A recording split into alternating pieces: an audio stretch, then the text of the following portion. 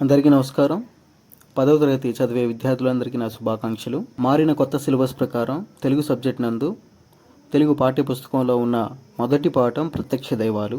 ఈ వీడియో ద్వారా ప్రత్యక్ష దైవాలు అనే పాఠ్యాంశాన్ని వివరించుకోబోతున్నాము. ప్రత్యక్ష దైవాలు. ప్రత్యక్ష అంటే కంటికి కనిపించే అని అర్థం. దైవాలు అంటే పూజ్యనీయులు, పూజన అందుకోదగిన వారు, దేవదేవతలు అని అర్థం. మనకెవరు దేవుళ్ళతో సమానం? మన కంటికి కనిపించే దేవదేవతలు ఎవరు అని అంటే వారే మన తల్లిదండ్రులు. మన కంటికి కనిపించే ప్రత్యక్ష దైవాలే మన తల్లిదండ్రులు. చదవండి, ఆలోచించి చెప్పండి అని తల్లిదండ్రుల ప్రాశస్త్యాన్ని గురించి తెలియజేస్తూ ఒక పద్యాన్ని ఇచ్చారు. ఆ పద్యాన్ని ఇప్పుడు చూద్దాం.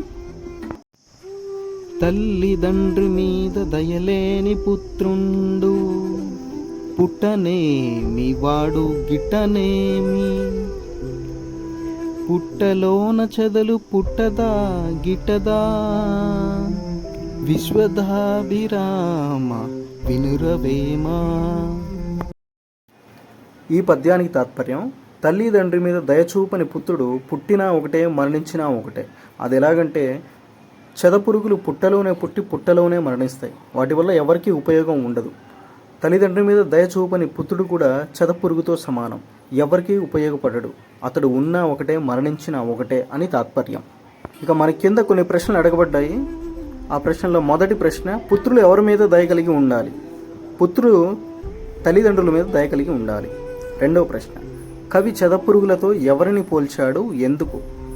కవి చెదపురుగులతో తల్లిదండ్రుల మీద దయ చూపని పుత్రులతో పోల్చాడు.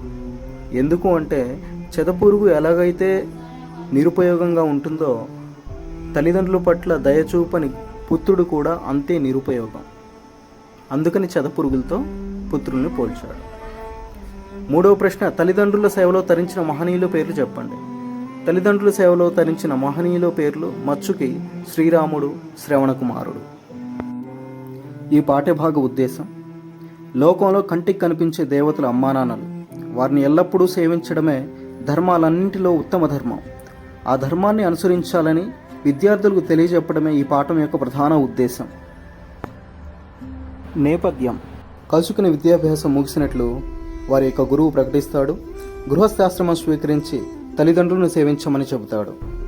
గృహస్థాశ్రమం అంటే ఏమిటో తెలుసుకోవాలి. ఇక్కడ మనం హిందూ ధర్మ సంస్కృతిని అనుసరించి మానవుడు 4 రకాల ఆశ్రమ ధర్మాలను స్వీకరిస్తారు. వాటినే చతురాశ్రమ ధర్మాలు అంటారు. చతురాశ్రమ ధర్మాల్లో మొదటిది బ్రహ్మచర్యము, రెండవది గృహస్థము, మూడవది వానప్రస్థము, నాలుగవది సన్యాసము. కౌశికునికి వారి యొక్క గురువు గారు గృహస్థాశ్రమాన్ని స్వీకరించమని తెలియజేశారు.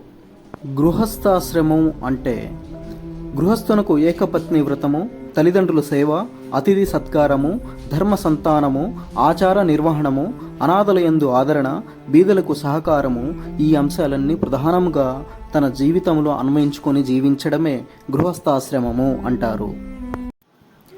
అటువంటి గృహస్థాశ్రమాన్ని స్వీకరించవలసిందిగా కౌశికునికి తన గురువుగారు తెలియజేస్తారు. కానీ కౌశికుడు మరింత జ్ఞానార్జన చేసి సకల ధర్మాలను తెలుసుకోవాలని బయలుదేరుతాడు. అరణ్యవాసంలో ఉన్న ధర్మరాజుతో మార్కండేయ మహర్షి కౌశికుని గాథని చెబుతాడు. ఒకనాడు మర్రి చెట్టు నీడలో కూర్చుని వేదాధ్యయనం చేస్తూ ఉంటాడు కౌశికుడు. చెట్టుపైన ఉన్న పక్షి ఆయనపై రెట్ట వేస్తుంది. కోపంతో దాని వంక చూడగా అది కాలి బూడిదవుతుంది. ఆ తర్వాత మధ్యాహ్న సమయంలో ఒక ఇంటి ముందు నిలబడి భిక్ష కోరుతాడు. ఆ ఇంటి ఇల్లాలు అదే సమయంలో ఇంటికి వచ్చిన తన భర్తను సేవిస్తూ ఉండడం వల్ల భిక్ష వేయడం ఆలస్యమవుతుంది. నిర్లక్ష్యం చేసిందనే కోపంతో కౌశికుడు ఇల్లాలు వంక కోపంతో చూడగా అప్పుడు ఆ ఇల్లాలు ఈ విధంగా అంటుంది, ఓ మహాత్మా, నేను చెట్టుపైన ఉన్న పక్షిని కాను, సన్యాసికి ఇంత కోపం తగదు అని మంచి మాటలు చెప్పి, ఇంకా ధర్మ సూక్ష్మాలను తెలుసుకోవాలని కోరిక ఉంటే మిథిలా నగరంలో నివసించే ధర్మవ్యాధుని వెళ్ళి కలవమని చెబుతుంది. కౌశికుడు ధర్మవ్యాధుడి దగ్గరికి వెళ్తాడు. వెళ్ళిన తరువాత ఏం జరుగుతుంది అనేది తెలియజేసేదే మనకి పాఠ్యాంశం. మనం ఇప్పుడు ఈ పాఠం యొక్క ప్రక్రియ గురించి తెలుసుకుందాం. ఈ పాఠం ఇతిహాస ప్రక్రియ. ఇతిహాసం అంటే ఇలా జరిగింది అని అర్థం. ఇది ఒక కాలంలో ఒక రాజవంశానికో ఒక జాతికో సంబంధించిన చారిత్రకాంశం గల బృహద్రచన. బృహత్ ప్లస్ రచన. బృహత్ అంటే గొప్ప రచన, గొప్ప రచన అని అర్థం. ఇవి తొల్లిటి కథలు. తొల్లిటి కథలు అంటే ఎల్లప్పుడూ జనం నోళ్ళల్లో నానుతూ ఉండే కథల్ని తొల్లిటి కథలు అంటారు. ఇవి గ్రంథ రూపంలోకి రాకముందు ఆసు రూపంలో ఉండేవి. ఆసు రూపం అంటే పద్య రూపంలోనో పాట రూపంలోనో పాడుకుంటూ ఉంటారు. లిఖితపూర్వకంగా లేనప్పుడు పద్య పాట రూపాల్లో పాడుతూ ఉండే రూపాలనే ఆసు రూపాలు అంటారు.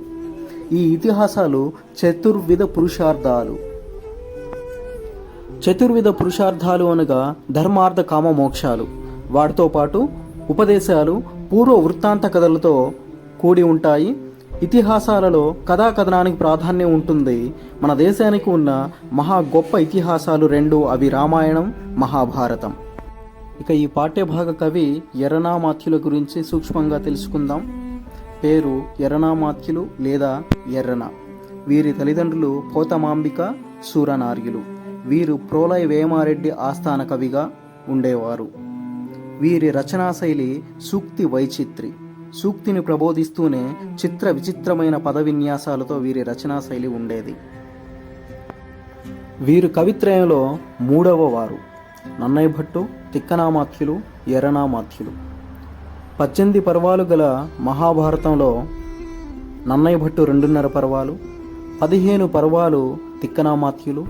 నన్నయ్య భట్టు 2.5 పర్వాలు రచించగా మిగిలిన అరపర్వాన్ని అనగా అరణ్య పర్వశేషాన్ని ఎర్రనామాత్యులు రచించారు. మిగతా రచనలు రామాయణం, హరివంశం, నృసింహ పురాణం.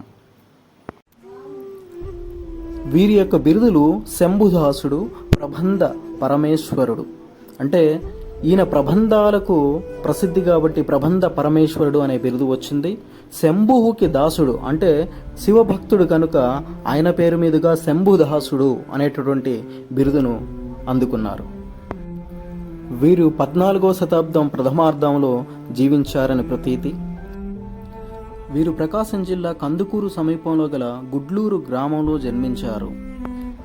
వీరి యొక్క ఊహా చిత్రం పక్కన చూడవచ్చు. విద్యార్థులారా, ఇది మొదటి భాగం. తరువాయి భాగంలో మిగిలిన విషయాలను ప్రస్తావించుకుందాం.